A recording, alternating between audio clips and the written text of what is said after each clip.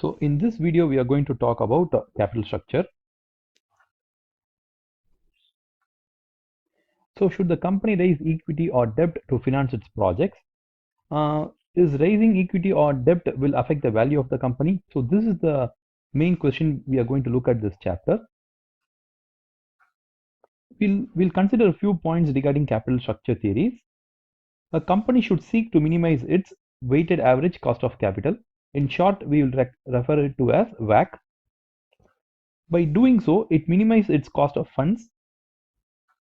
The WACC is an average cost of all different sources of finance that a company uses. By changing the proportion of each type of finance, a company can alter its WACC. By changing WACC, it will result in a changed valuation for the business. So what is WACC in the first case? So a company uses debt, equity, and preference shares, and each of this has a kind of a cost, and each cost has to be combined together, and we get an average cost for all the sources of funds. Okay, so the lower the cost, it's better for the company. So that is what we refer to as WACC. So we'll see what is the relationship between the weighted average cost of capital and the value of a business. The value of the business is the cash flow of the business discounted at the WACC.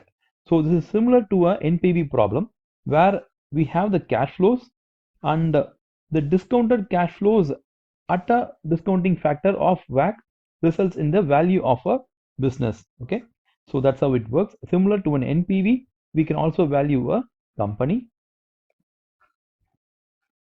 If the WACC is higher, it leads to lower value of the business. So WACC, the weighted average cost of capital, and the value of the business are inverse in nature. If the WACC is lower, it leads to a higher valuation for the same business. Hence, WACC and value of the business are inverse in nature. So we can look at this table to find out the relationship between the WACC and the value of a company. So the WACC can also be used as a discount factor percentage to value a business. For example, here we'll take a company. It has a cash flow for 3 years of 100 rupees each year, and we'll assume that the company has a weighted average cost of capital of 20%. So for the first year it's this number, second year this number, and third year is this number is the discount factor. And we get a value for this company at 210 rupees if discounted at 20%. So if we are going to use 10%, if you could reduce our WACC to 10%, then the value of our company comes to 248.6.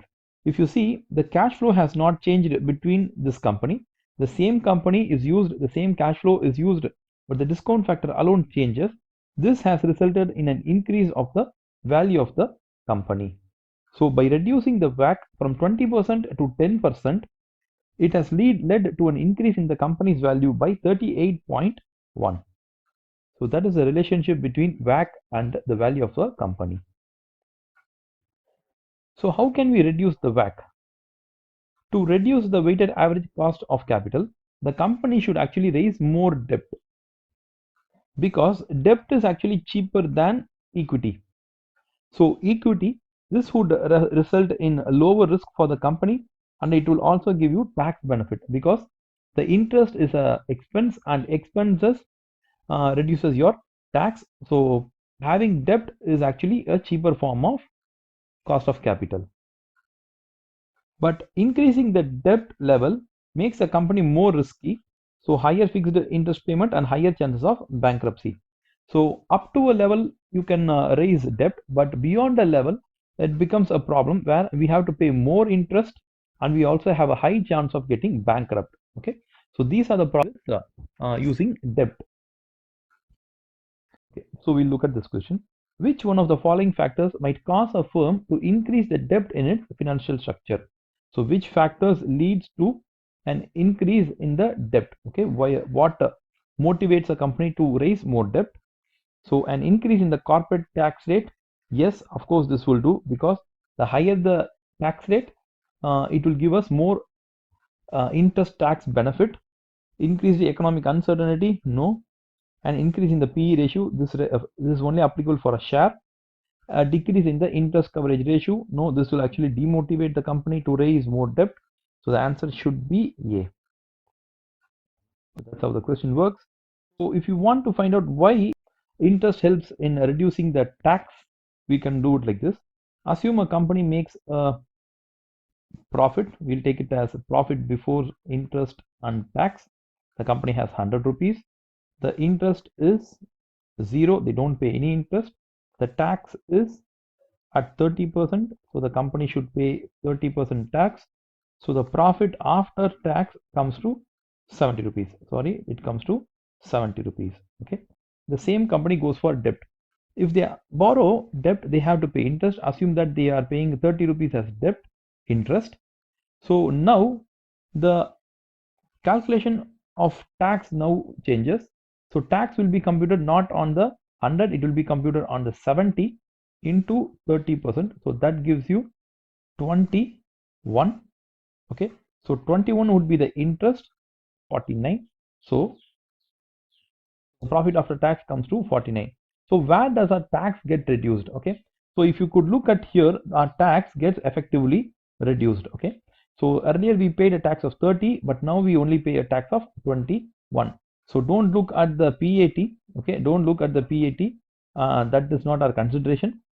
Interest leads to lowering of paying tax. Okay, so even though the 30% is constant, we pay only 21 as our tax. Okay, if we have interest. So that's how that is the benefit which interest gives us.